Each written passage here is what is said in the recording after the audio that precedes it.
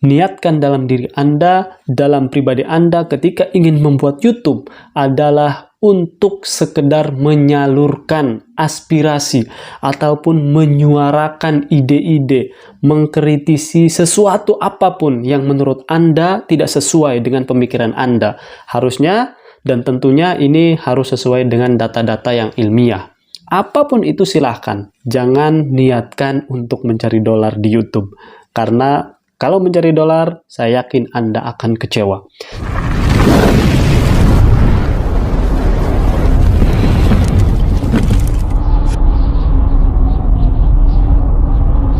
Assalamualaikum warahmatullahi wabarakatuh, sahabat batas radikal yang saya hormati dimanapun Anda berada.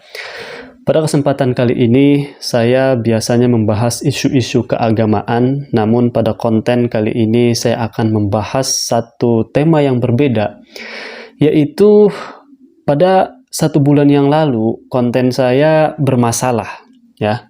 Jadi, kenapa channel saya jarang upload? Salah satu penyebabnya adalah karena kena razia, ya. Channel saya ini kena razia, atau dalam bahasa YouTube itu disebut dengan dismonet. Apa itu dismonet dan bagaimana solusinya? Nanti kita akan bahas dalam video kesempatan ini secara tuntas dan secara jelas. Oke, pada kesempatan ini saya pertama akan menyinggung kenapa banyak sekali profesi orang memilih jadi content creator atau YouTuber atau selebgram atau TikToker. Tentu ini semuanya platform yang berbasis teknologi, yang mana para konten kreatornya ini bisa bekerja dimanapun berada. Bisa bekerja baik di rumah, baik di indoor, baik di outdoor, bisa dilakukan di mana saja. Selain itu, tentu hasilnya pun sangat menggiurkan, ya. Bahkan ada satu kampung di Jawa Timur, tepatnya di Bondowoso, itu dikenal dengan kampung YouTuber. Ya, banyak sekali ya di situ orang-orang yang berprofesi sebagai bengkel, kemudian dibuatkan videonya, berprofesi sebagai petani, dibuatkan videonya, berprofesi sebagai peternak ikan, dibuatkan videonya, hingga akhirnya itu membuahkan hasil yang sangat lumayan, begitu kurang lebihnya. Nah, di dalam video ini saya akan bercerita bagaimana solusi ketika channel Anda kena dismonet. Apa itu dismonet? Monetisasinya dicabut. Kalau Anda baru membuat satu channel video YouTube, kemudian mendapatkan peluang dismonetisasi. Dismonetisasi itu tentu ada syaratnya, ya. Syarat pertama mencapai 1000 subscriber dan mencapai 4000 jam tonton publik. Jadi video-video Anda itu ditonton selama 4000 jam tonton publik. Nah, setelah itu baru YouTube menawarkan untuk partner, menjadi kerjasama, mitra bisnis lah kalau dalam dunia usaha, ya.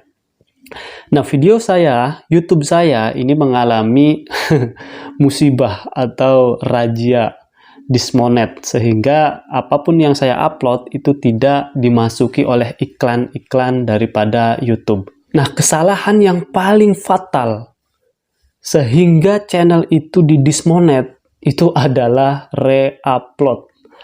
Apa itu re-upload? Kita ngambil satu video di channel orang lain, kemudian kita download dan kita upload ulang di channel YouTube kita. Itu namanya re-upload. Channel apapun yang kita ambil, kemudian kita upload, suatu saat pasti akan dirazia oleh YouTube. Nah, salah satu penyebab saya di dismonet itu ketika saya mengambil video-video dari channel lain. Waktu itu saya banyak mengambil video tentang Buya Ar-Razi Hashim yang ketika itu sedang viral. Saya coba ambil, saya upload ulang tanpa saya edit. Atau kasus ini bisa juga terjadi ketika video itu diedit sekalipun dengan berbagai macam cara, ya. Warna videonya berubah, durasi videonya berubah, kecepatannya juga berubah. Saya yakin itu pun akan kena dismonet. Karena YouTube ini semakin kesini semakin pinter cara-caranya. Nah, boleh juga kita mengambil video orang lain itu, tentu ini jika dijadikan kutipan. Kutipan itu misalkan kita membuat satu video, kemudian di awal itu dibuatkan satu kutipan. Kutipan ini bisa lah kurang lebih durasinya 9 atau 10 detik, yang pendek-pendek saja. Itu bisa.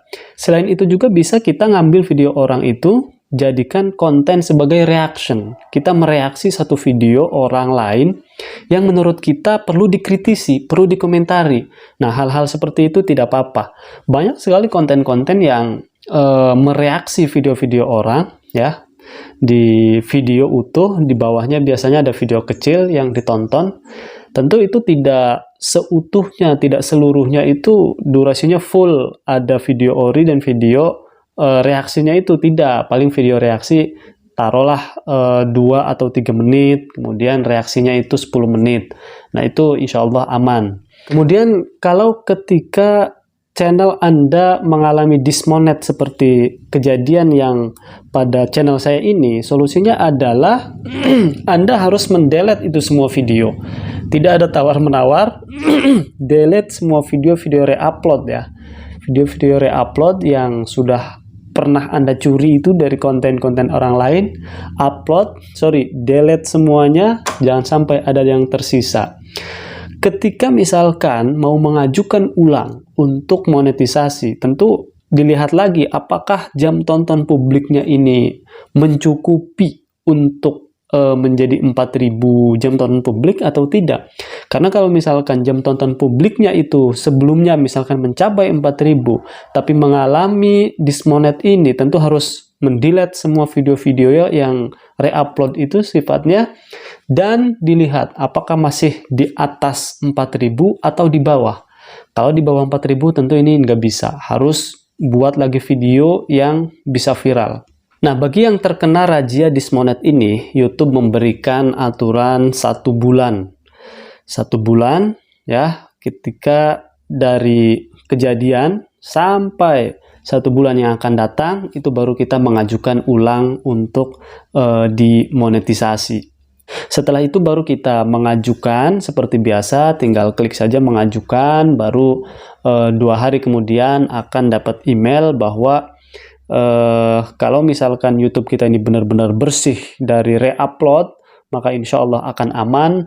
Akan tetapi kalau video di channel kita ini masih tersisa video-video reupload, baik itu short ataupun video biasa, maka saya yakin pengajuan monetisasi Anda akan ditolak. Karena ini sudah ada bukti-buktinya dari teman-teman saya.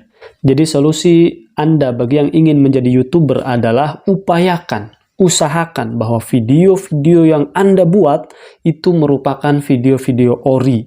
Apa itu video ori? Video yang di-tag hasil karya sendiri. Entah itu pakai handphone, ya, entah itu pakai kamera, pokoknya hasil sendiri, apapun itu. Jangan sampai mereupload video orang lain ke channel kita, karena itu tentu sangat berbahaya. Nah, di akhir sebelum saya tutup, saya ingin menyarankan bahwa kepada para YouTuber dimanapun berada, ketika ada niatan ingin menjadi YouTuber, ya, jangan niat untuk mencari dolar.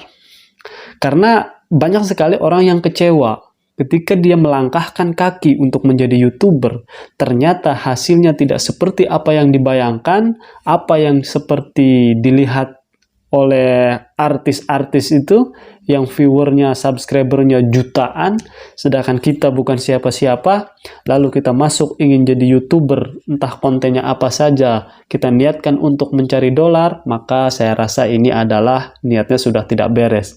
Karena kemungkinan besar orang yang niatnya untuk mencari dolar dalam YouTube ini dia akan kecewa di suatu saat nanti. Solusinya adalah ketika Anda ingin menjadi YouTuber, niatkan dalam diri Anda, dalam pribadi Anda ketika ingin membuat YouTube adalah untuk sekedar menyalurkan aspirasi ataupun menyuarakan ide-ide, mengkritisi sesuatu apapun yang menurut Anda tidak sesuai dengan pemikiran Anda. Harusnya dan tentunya ini harus sesuai dengan data-data yang ilmiah. Apapun itu silahkan, jangan niatkan untuk mencari dolar di YouTube. Karena Kalau mencari dolar, saya yakin Anda akan kecewa. Jadi sekali lagi niatkan di dalam video-video Anda itu yang akan diupload, niatkan untuk mencari pahala, berbagi, dakwah, ya, ajakan, ajaran-ajaran yang baik, dan insya Allah kalau kita sudah niatkan semuanya untuk seperti itu, tidak ada kata tidak mungkin bahwa dolar akan mengikuti. Kurang dan lebihnya mohon maaf, itu yang dapat saya sampaikan. Semoga Anda semuanya diberikan kesehatan oleh Allah Subhanahu wa taala. Assalamualaikum warahmatullahi wabarakatuh.